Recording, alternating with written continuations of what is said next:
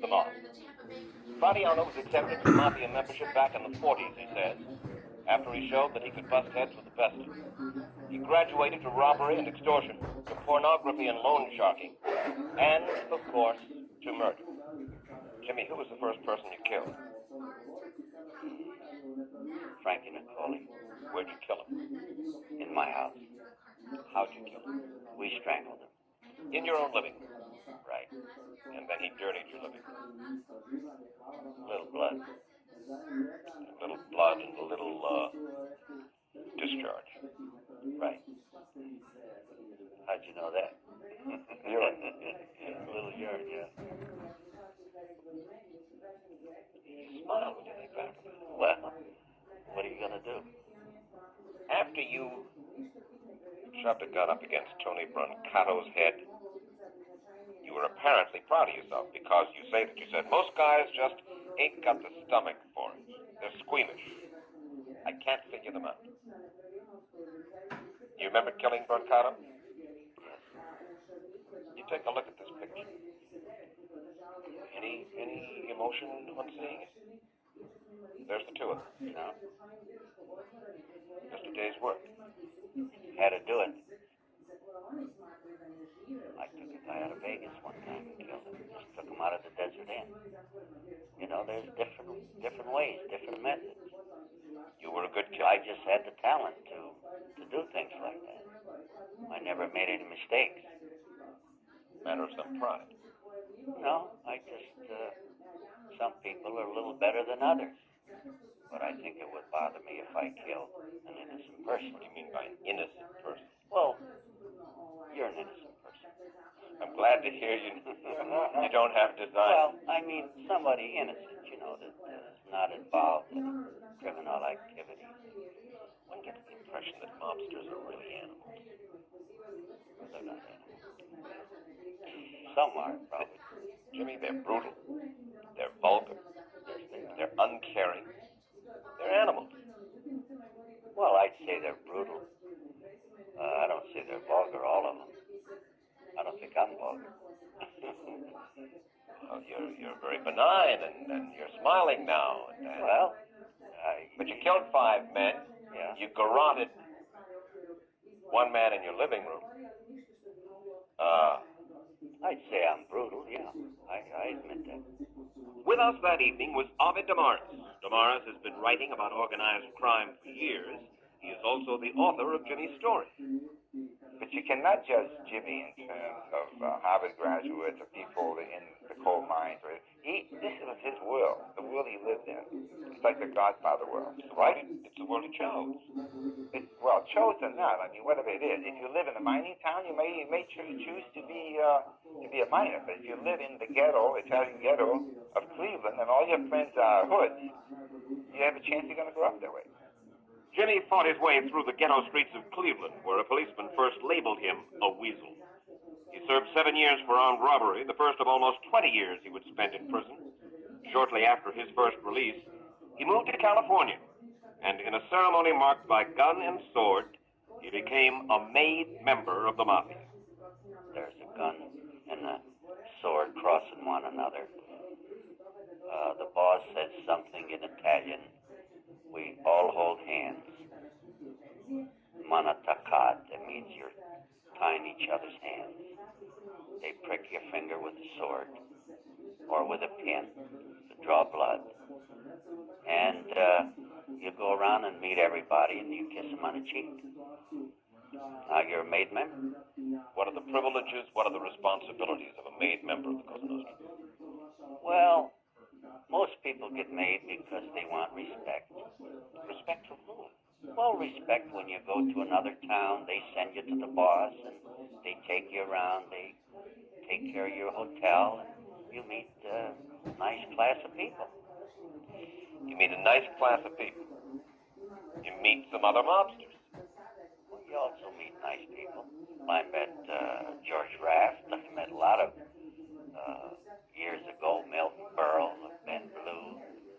I know many a times I went to Vegas where nobody could get a seat. I'd get a front seat because I was Jimmy Fraitano. Because he was Jimmy Fraitano, he was also among the most wanted of racketeers. Law enforcement officials alternately threatened to throw the book at him or tried to turn him as an informant. Finally, in 1977, they succeeded. With a murder rap hanging over his head, Fraitano became the highest-ranking member of the mob to tell all since Joe Valachi.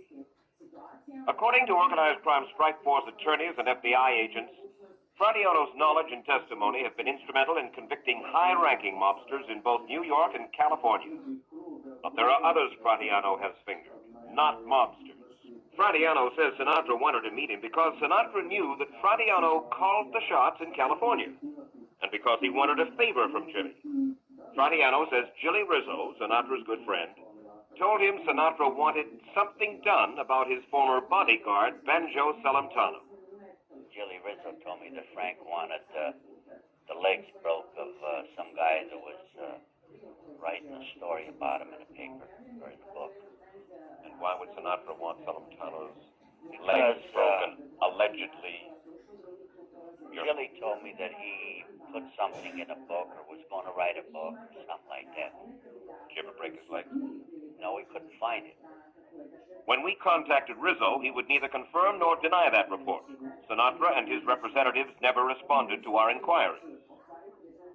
Fraitano asserts what has long been suspected but rarely talked about by a mafia insider, that the Teamsters Union has close ties to the mob. Did the mob control Huff? Sure did. They put him in there. Then he moved on to current Teamster President Frank Fitzsimmons and his relationship with the mob. If they want a favor, they get it. They don't actually, he does what he wants to do. But if they want something, they get it from him. And if he doesn't give it to them, then what happens? Well, he knows better, Mike. He'll give it to him. Well, what's the clout they have? What can they do if he doesn't deliver? Well, what they do to Hoffa because he tried to run, they told him not to. They killed him. It goes back, way back in the early 30s, when it was started. Who got Hoffa in there as president? Joe Klimko got all the votes, made guy, right? Tony Pro, New York, East. Tony Provenzano. Right. St. Louis, Kansas City, Chicago, all the bosses, they got key men. And, says Fraitano, even today, high-ranking Teamster officials like Roy Williams have mafia contacts in key cities. Roy Williams, it's Kansas City, Nick Civillo, Tony Giordano in St. Louis, and Joey Ayupa, the boss in Chicago. They go to Williams if they need a favor. In Detroit, it's they go direct to Fitzsimmons. Who runs the Teamster organization in Cleveland? Jackie Presser. Who controls it? The boss of the Cleveland family. Who's that? James Licavoli. Jackie Presser, who holds a post on the Reagan transition team, is said to be heir apparent to Frank Fitzsimmons as head of the Teamsters. Incidentally, much of what Fraitano says about the Teamsters has been alleged or confirmed in federal wiretaps, documents, and court records. Gangster Mickey Cohen was among the nice class of people Jimmy Fraitano ran into in the late 40s.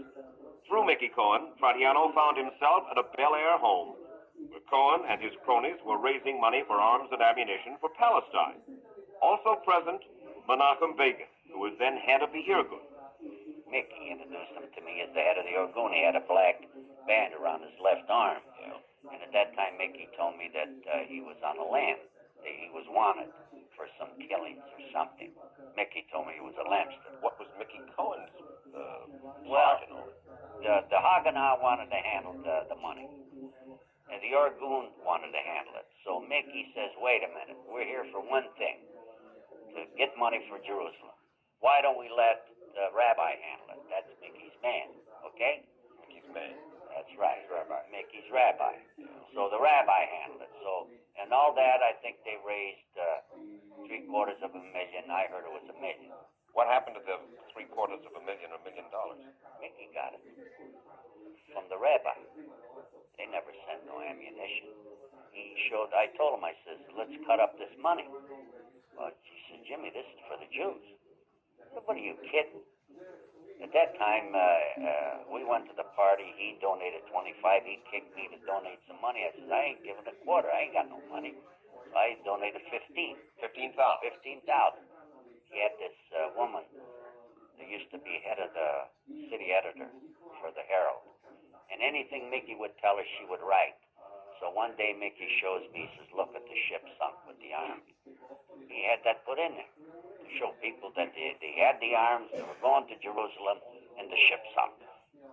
If it is possible for mafiosi to have any real friends, Chicago mobster John Rosselli was Jimmy Fraitano's friend. Rosselli originally proposed Jimmy for membership in the mob. There is little loyalty in the mafia. There is treachery. Their law is the survival of the fittest. Fraitano's best friend, John Rosselli, was murdered by the mob. Let me show you a picture of John Rosselli. Here he is, in a barrel. Any emotion about that, Jimmy? Well, what could I tell you? I didn't feel too good when they killed him. But what can you do about it? Did the mob actually have a contract with the CIA to assassinate Fidel Castro? Johnny Rosselli did, yeah. Johnny Rosselli, Yeah. your friend, the fellow who proposed you for the mob, had a contract to do what? For who? Under what circumstances? With who? Well, to kill Castro for the CIA. Tell me what you know. Well, all I know that Johnny told me that they were going to kill Castro for the government. And he said, geez, if we do this, we'll get all the favors we want. Because of the explosive nature of his information, Jimmy Fraitano may be the most wanted man in America, according to U.S. government marshals charged with keeping Fraitano alive these last 3 years in their witness protection program. So they are taking no chances, even with 60 Minutes. They arranged for us to meet at Washington's National Airport and took us for a ride through the Virginia countryside before arriving at a government safe house on the Potomac River. They asked that we disguise Fraitano, reducing the chances he'll be recognized when he leaves protected custody. Most of all, they and Jimmy fear mob retaliation. They put a contract out on your life. That's right. You got scared. And the FBI said, Jimmy, you better get yourself into this program. Well, no, I made my own mind up, Mike. They didn't force me to get into it. I had no choice. At the recent trial of Funzi Thierry in New York, mobster Thierry, you told the court this. You said you have two choices. You tell the truth and die, or you lie and stay alive. That's right. Now, this is as far as the mob is concerned, but how do we know that you tell the truth now? Well, you got to take my word for it. But you're the fellow who just said you tell the truth and die, you lie and stay alive. I don't lie now. Since I turned with the government, everything I told them is the truth. When did you suddenly get religion and we know that you tell the truth? Well, what benefit would I get in lying? You'd come on television and you'd tell some lies, which are entertaining, and that hypes the sale of your book. I would do that, Mike. There's a word that's important here, immunity. It's very important in this case. Where he can say anything he wants to. He can say he murdered 50 people if he wants to, and he's got immunity. Providing I tell the truth. But if you're caught in a lie, That's it. They can try me on everything. Before, I had to lie to stay alive. Now, I have to tell the truth. I take it that most of you and your brothers in the Cosa Nostra were born and remain Roman Catholics, right? I'd say most of them, yes. How do they square a life of crime, dedicated to crime, with that religious affiliation? Well, they're hypocrites like I am. Don't go to church. Don't confess your sins. Although we're still Roman Catholics. I get the impression that you haven't gotten a lot out of your life. Am I wrong? You're right. Got any money? No? Got any reputation? Bad. Got the admiration of anybody? No? Where do you go from here, Jimmy? I don't know. I really don't know.